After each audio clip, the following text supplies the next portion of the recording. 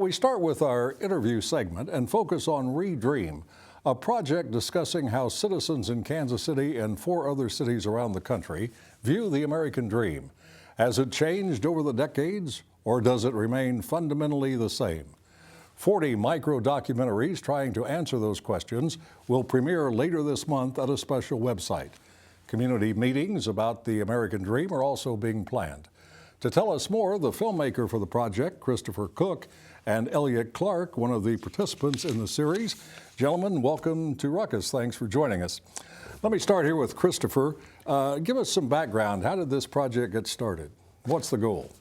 The project became started because around 2015, KCPT was talking with a foundation about a way to have dialogue around the opportunities and obstacles that exist in the United States. And KCPT had just worked with my company Brainroot on a series called Your Fellow Americans, which was an online micro-documentary series. And basically everyone talked and thought that that form, micro-documentaries online, paired with community engagement, would be a really good way to create some conversation around those issues. And so we started that, got 4 other PBS member stations involved, went through a fast but lengthy casting process, and have been producing 40 different micro-documentaries, which are going to start going live on Monday, February 29th. Elliot, you did well in the casting call, apparently, because you're one of the people being interviewed.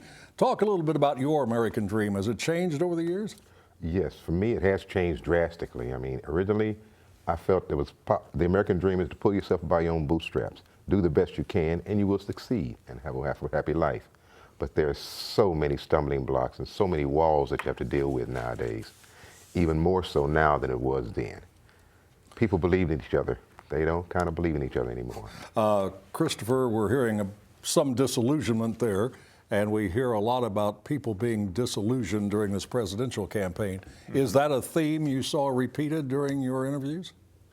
Oddly enough, not all the time. That's why we really wanted to get more conversations going about the American dream in community settings, because there is such a widespread of perceptions of it. You know, as we speak with some immigrants who have come to the United States from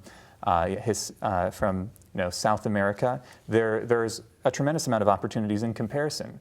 And for many Americans, for many groups of Americans, there are a lot of opportunities.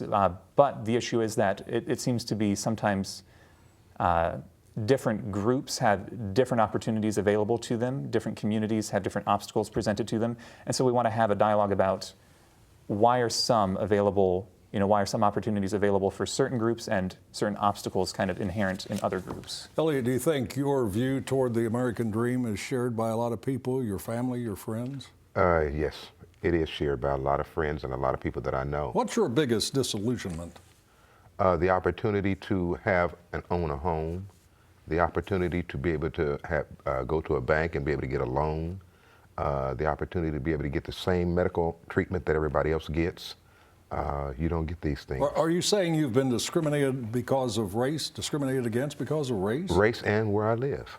And where do you live? Don't give us the address, but the ballpark. I live east of Troost. And east of Troost is really just run down. Isn't that the area where $1 houses are being offered? Yes, that is. You going to buy one or try to? I doubt it. Okay. I doubt it. Christopher, has there been a lot of variety in the responses you received in Kansas City and in other cities, and what are the other cities?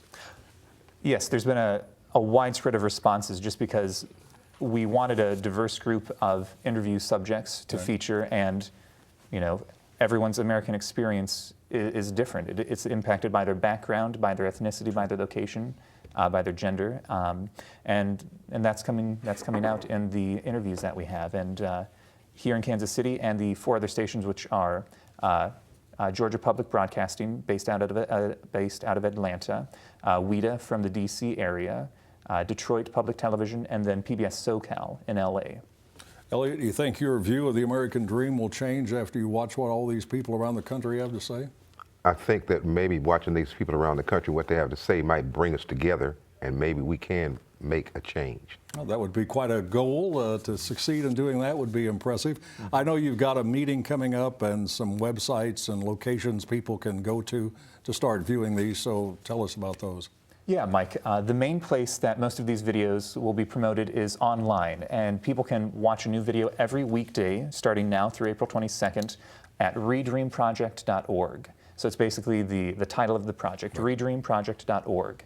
And on that site, you can not only watch the videos, but see what events are happening in the different cities. Here in Kansas City, our first big event is happening on Thursday the 3rd at the drugstore, which is 3943 Main Street, pretty much the intersection of Main Street and Westport Road. We're just having a bit of a happy hour to get people together, share their dreams, and then maybe have some conversations about what obstacles are present for them and their communities.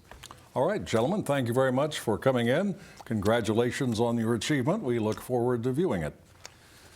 Filmmaker Christopher Cook and Elliot Clark with the Redream Project. Now let's meet the panel and start a ruckus.